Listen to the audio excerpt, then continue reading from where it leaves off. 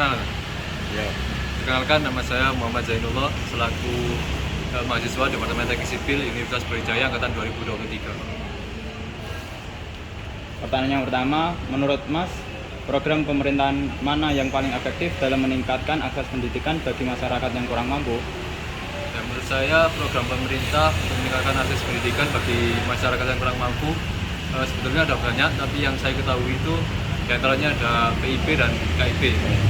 Nah, dua program tersebut saya kira cukup efektif, tapi tergantung dari pelaksanaannya. Kalau kita lihat beberapa waktu lalu viral di media sosial, terdapat seorang influencer yang menggerebek ke sekolah khususnya SMA SMK, terdapat penyelewangan terhadap dana yang berasal dari PIB, dana yang merupakan hak dari yang seharusnya didapatkan oleh siswa justru disalahgunakan oleh pihak sekolah.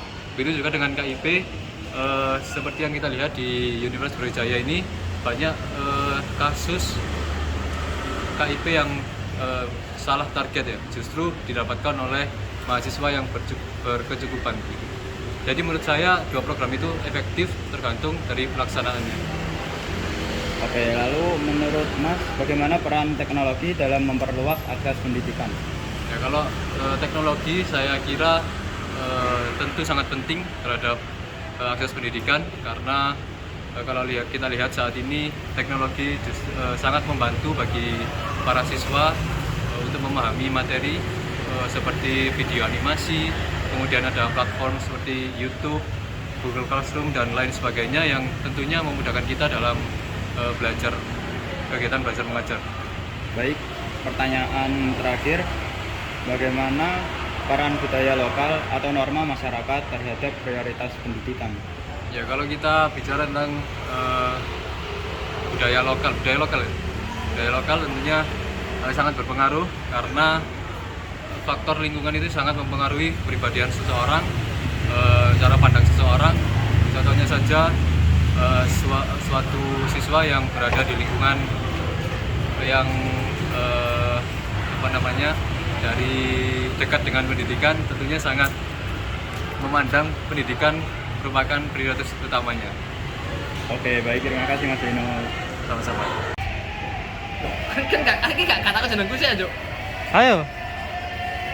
Dengan siapa ini? Perkenalkan, saya Farhan dari Teknik Sipil. Menurut Mas Farhan itu apa saja faktor struktural yang paling berperan dalam menciptakan kesenjangan akses pendidikan di Indonesia? Kalau menurut saya itu ada dua faktor yang paling penting ya. Jadi yang pertama itu faktor ekonomi dan faktor sosial. Jadi kenapa faktor ekonomi? Karena ekonomi sendiri itu merupakan penunjang pendidikan paling utama lah istilahnya buat kehidupan. Terus yang kedua faktor sosial, kenapa juga termasuk yang paling penting itu karena keadaan sosial di sekitar seseorang itu menentukan bagaimana cara dia berpikir, cara dia berkembang lah istilahnya. Lalu bagaimana Anda menilai kualitas layanan pendidikan di daerah Anda saat ini? Apakah telah memenuhi kebutuhan dan potensi generasi muda?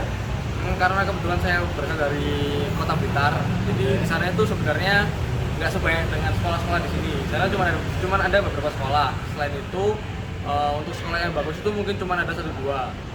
Selain itu tuh masih kayak kurang gitu lah fasilitasnya. Lalu yang terakhir, jika Anda diberikan kesempatan untuk menyediakan pendidikan yang lebih inklusif, kebijakan seperti apa yang akan Anda prioritas dan mengapa? Kalau untuk kebijakan yang saya prioritaskan itu mungkin di beasiswa ya, karena masyarakat di daerah saya itu kebanyakan masih ekonominya masih kurang lah. Jadi ya butuh beasiswa yang lebih lah buat mendukung pendidikan ini sendiri. Selain juga beasiswa, mungkin ini ya, kalau dari saya sendiri itu mungkin penghapusan zonasi ya, karena kalau zonasi itu membuat minat belajar sekolah itu jadi menurun Mas. Jadi kayak bergantung lah, kayak gampangin lah istilahnya. Bisa sekolah mana, terus juga faktor jeleknya zonasi itu menurut saya itu juga ketimpangan prasarana sama sarana Mas. Jadi kayak sekolah itu jadi ya jelek lah sarananya kalau zonasi itu. Oke, baik Mas Farhan, telah meluangkan waktu untuk wawancara ini. Terima kasih. Dengan Anda, apa saja faktor struktural yang paling berperan dalam menciptakan kesenjangan akses pendidikan di Indonesia? Menurut Menurut saya akses pendidikan di Indonesia memiliki beberapa faktor yang mempengaruhi, antara lain dari politik, sosial, ekonomi, serta perkembangan teknologi. Lalu, menurut Anda bagaimana Anda menilai kualitas layanan pendidikan di daerah Anda saat ini? Apakah telah memenuhi kebutuhan dan potensi generasi muda? Untuk di daerah saya saat ini, menurut saya sudah lumayan cukup memadai. Namun bagi pemerintah mungkin dapat ditingkatkan agar dapat bersaing di tingkat internasional.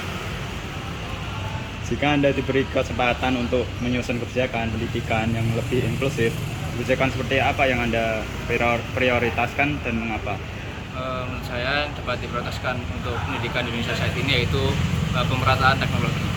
Karena peran teknologi ini sangat mempengaruhi bagi teman-teman daerah yang kurang dalam akses pendidikan.